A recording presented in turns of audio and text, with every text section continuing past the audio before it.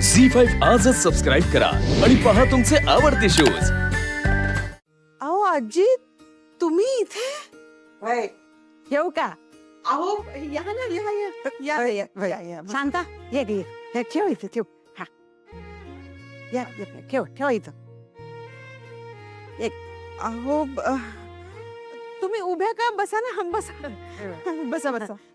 मी पाणी आणते हा. बसा तुम्ही. नमस्कार. नमस्कार. कसे आहात तुम्ही? मी ठीक आहे. तुम्ही कसं आहेसा? अहो तुम्ही उभा का? बसा की. अहो तुमचंच घर आहे. बसा बसा. लय दिस झाले, बोलणे झाले नाही आपली. हा घ्या पाणी घ्या.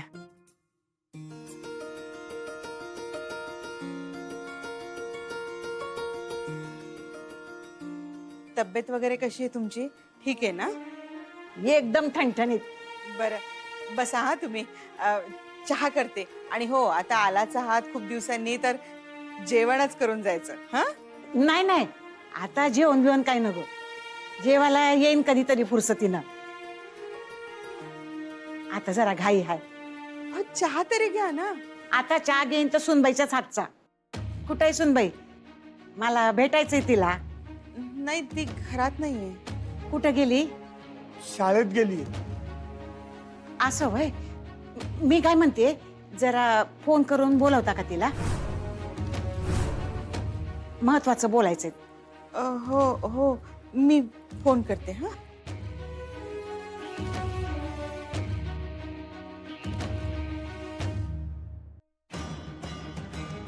माफ करा आम्हासनी, चूक झाली आमची.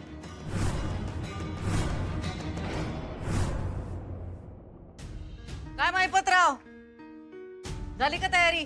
हा राम राम सरकार. हा होय, सगळं तुम्ही सांगितल्याप्रमाणे करून घेतलंय. हा, पुऱ्या गार्डन मध्ये पण फुलाच्या माळा, लाइटिंग वगैरे सगळं आज लावून घेतो.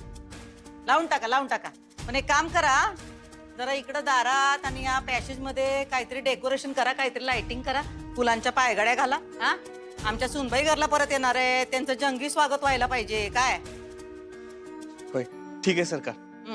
मी सगळं काम करतो. बर, त्या ढोलवाल्याला सांगून ठेवले, त्यांना कधी सांगू? आज संध्याकाळी बोलवा त्यांना.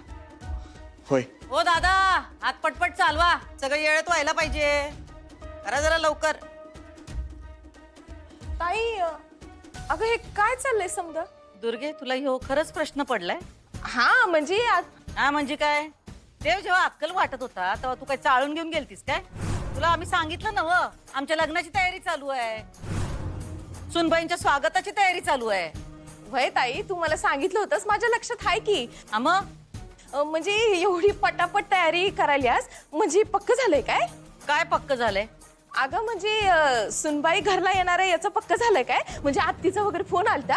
नाही, फोन नाही आला, पण आम्हाला खात्री आहे आई सुनबाईंना घरला परत घेऊन येणार. देव आमची इतकी पण परीक्षा घेणार नाही. आम्हाला जे पाहिजे तेच होणार. सुनबाई घरला परत येणार.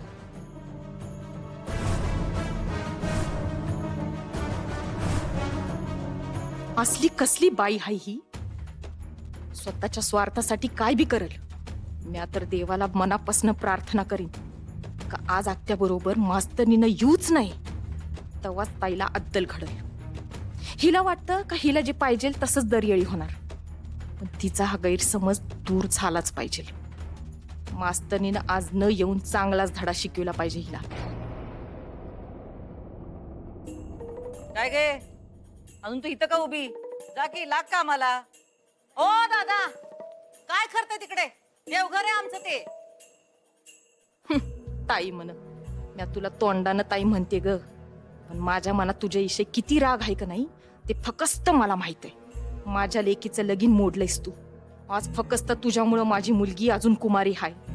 तिचं ना अधिपतीचं लगीन फकस्त तुझ्यामुळे झालं नाही. आता तुझ्या लग्नासाठी देवाला मी एवढंच सांगेन, काय बी कर, आणि हिचं पहिल्यांदा जसं लगीन मोडलं तसंच दुसऱ्यांदा बी मोडू दे, त्याशिवाय हिची अक्कल ठिकाणावर येणार नाही. खरंच माफ करा, चुकलंच आमचं. हो आजी, तुम्ही अनुभवाने वयाने मोठ्या आहात, तुम्ही का माफी मागताय? आता आमची चूक आहे म्हणल्यावर माफी मागाय नको बाई. तुमची काहीच चूक नाहीये आजी. अहो असं कसं म्हणताय आमची चूक नाही म्हणून? आमची लक्ष्मी घर सोडून येते या, आम्ही तिला थांबवू शकलो नाही, काहीच करू शकलो नाही. मग हे आमची चूक झाली ना व. आणि आता घर म्हणलं की भांड्याला भांडं लागायचंच. पण ती भांडी जर का जास्तच वाजायला लागली तर वयस्कर म्हणून थोडं तरी मध्यस्थी करायला पाहिजे की नाही, आणि ते भांडण मिटवायला पाहिजे. पण मी काहीच करू शकले नाही. माझी चूक झाली. या समध्या गोष्टीत मीच कुठंतरी कमी पडले असेल म्हणून या समध्या गोष्टी टोकाला गेल्या असं मला वाटते. आणि बघा की सुनबाईनं घर सोडण्याचा निर्णय पटकन घेतला म्हणल्यावर तिला आमच्या घरात काहीतरी चुकीचं दिसलंच असेल ना व. अक्षरा घर सोडून यायला नको होती, पण यात तुमची काहीच चूक नाहीये. अधिपती आणि तिचे वाद झाले म्हणून तिने घर सोडलं ना. हा, त्यांच्यातले वाद काय त्यांच्यामुळे झालं नाहीत, घरच्यांमुळे झालं ना व. काही गोष्टीत माझ्या भुईची बी चूक आहे, म्हणजे तिचं बी चुकलंच आहे. तिच्या वतीनं मी तुमची माफी मागते. हा हो, ती ताडताड बोलली असेल पण क्षणापुरताच. भुई काय या समध्या गोष्टी लक्षात ठेवत नाही. अहो इसरून गेली असेल, तुम्ही बी इसरून जावा. आजी हे बघा, मी तुम्हाला खरंच सांगतो, अहो आम्हाला तुमच्याशी भांडायचं नाहीये, काहीही वाद घालायचा नाहीये. अहो यात तुमची काहीच चूक नाहीये.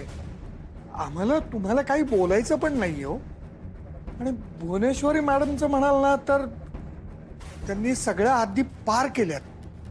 आम्हाला स्वप्नात वाटलं नव्हतं हो की आमच्या मुलीचा सासरी एवढा छळ केला जातो. आम्ही तर भुवनेश्वरी मॅडमना खूप आदर्श मानायचो. भुवनेश्वरी मॅडम असं करतील याच्यावर आमचा विश्वासच बसत नाहीये.